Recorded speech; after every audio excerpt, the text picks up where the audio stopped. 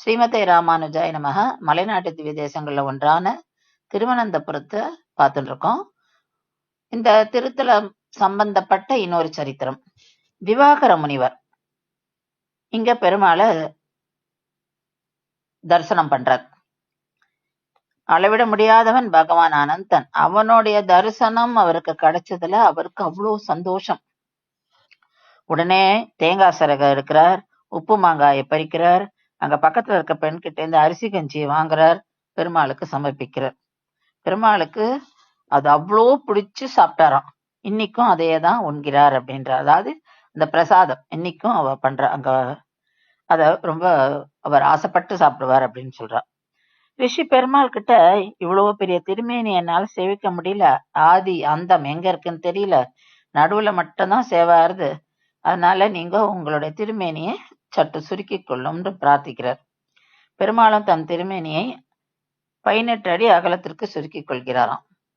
இங்க பெருமாள் வலது கையை நீட்டி சிவலிங்கத்திற்கு அனுகிரகம் செய்து கொண்டு இடது திருக்கையை மேல் நோக்கி தாமர மலரை போல முத்திரை பிடித்துக் கொண்டு காட்சியளிக்கிறார். 2 திருவடிகளும் நீண்டு காணப்படுகிறது. நாபி கமலத்துல தாமர மலரில் பிரம்மா உள்ளார். பிரம்மாவின் பக்கத்தில் அவன் படைத்த 30 முக்கோடி தேவர்கள் காட்சியளிக்கின்றனர். பகவானின் சன்னிதானத்திலேயே நம்ம வில்வமங்கல ரிஷியும் திவாகர ரிஷியும் சேவிக்கிறோம். ஒரு பக்கத்துல திவாகர ரிஷி இருக்கிறார், இன்னொரு பக்கத்துல கவுண்டினி ரிஷி இருக்கிறார். பிராட்டியும் இவர்களுடன் சேவை சாதிக்கிறார். எம்பெருமான் 3 துவாரங்களால் சேவை சாதிப்பதுதான் இந்த திருத்தலத்தோட சிறப்பு. திருமுக மண்டலத்தை சேவிக்க ஒரு துவாரம், இதன் மூலம் நித்திய சூரிகள் சேவிக்கின்றனர். திருநாபியை சேவிப்பதற்கு ஒரு துவாரம், அதன் மூலம் பிரம்மாதி தேவர்கள் பெருமாளை சேவிக்கிறார். திருவடி தாமரைகள் சேவிப்பதற்கு 3வது துவாரம், இதன் மூலம் நம்மை போன்றவர்கள் சேவிக்கிறார்கள்.